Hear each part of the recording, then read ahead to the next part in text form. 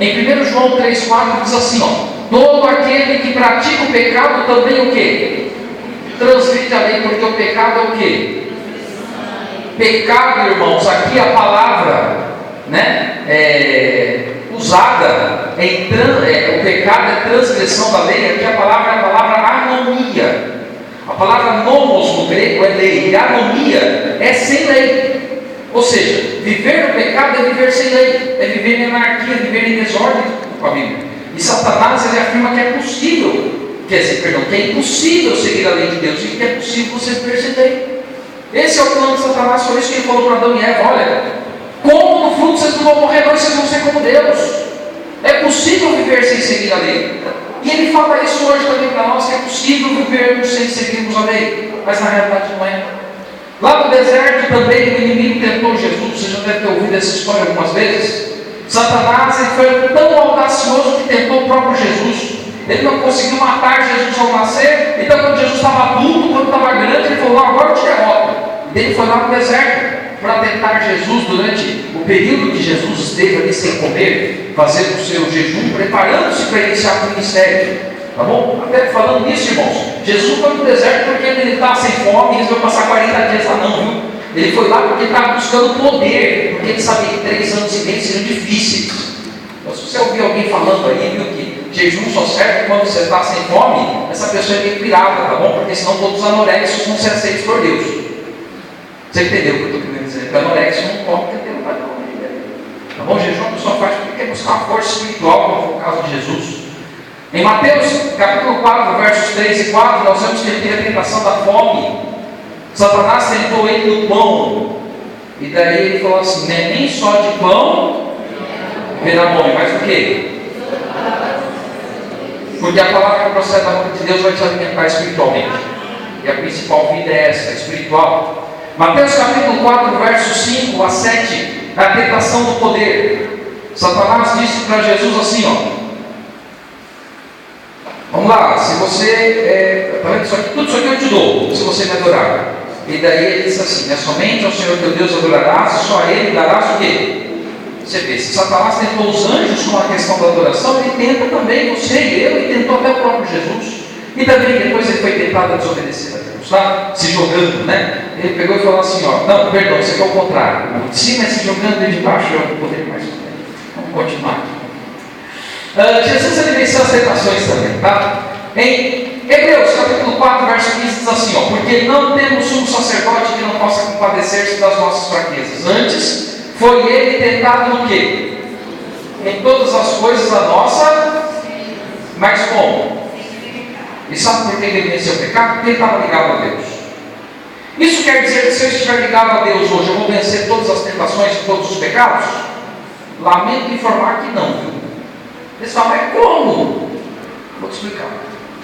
Eu já falei um pouquinho rapidamente, há 2 dias atrás, que Jesus tinha uma natureza diferente da nossa. Porque ele tinha uma natureza que não tinha pecado. Então o que acontece? Jesus, ele dentro dele não tinha pecado. E ele teve, através da comunhão com o Pai, o desejo de ser obediente em tudo. E como ele não tinha tendência nenhuma, ele veio para vencer onde Adão caiu. Porque Adão não tinha tendências, mas caiu. Jesus não tinha tendências, não caiu. Mas nós temos tendências.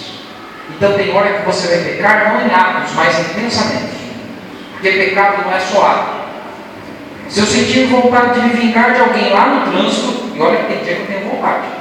Hoje mesmo eu fui visitar o filhinho Douglas, pequenininho, e tanta gente me fechou na rua, irmãos. Teve uma hora que falou, mas miserável, não sabe dirigir não.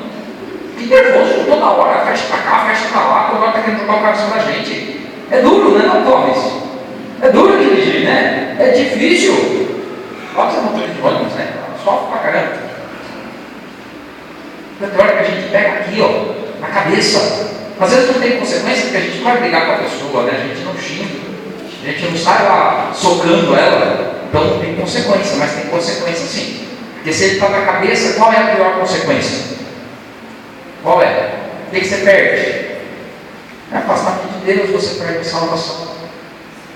Então, irmãos, nós às vezes caímos involuntariamente. Você quer ver um pecado involuntário?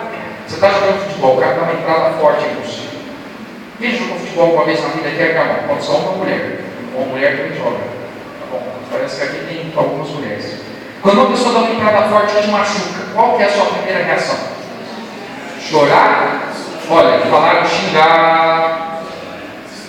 Chorar pode ser também, mas às vezes é xingar, às vezes é revidar, não é verdade? Na hora dessa reação é pecado ou não é?